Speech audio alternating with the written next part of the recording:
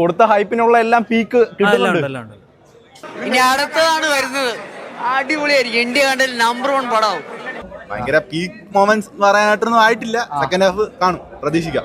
നേരത്തെ എഴുന്നേറ്റ് വന്നിരിക്കുന്നത് കാര്യം അത് ഭയങ്കര എക്സ്പീരിയൻസ് ആണ്. ഫസ്റ്റ് ഡേ ഫസ്റ്റ് ഷോ ലാലേട്ടൻ്റെ രാജുവേട്ടൻ്റെ ഒപ്പം ഇത്രയും ഫാൻസ്.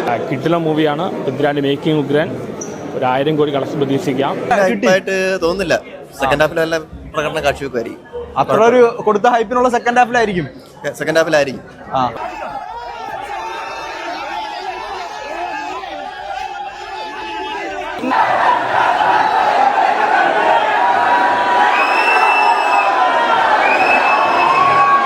ലൂസിഫർ പോലെ സീരിയസ് മൂഡാണ് പോയേക്കുന്നത്.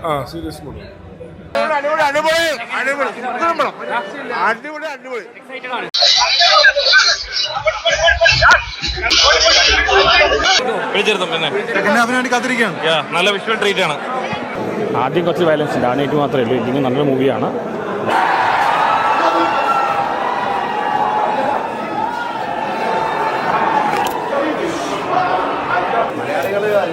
ദേശീയോത്സവമായി പ്രഖ്യാപിച്ചു കഴിഞ്ഞു. ഡാൻസ് ഒക്കെ കളിക്കുന്നുണ്ടായിരുന്നു. എങ്ങനെയുണ്ട് പടം? പടം സൂപ്പറാ സാറേ. ഇനിയാ ബാക്കിയാണ് വരുന്നില്ലേ, ഇനിയാണ് വരുന്നത്.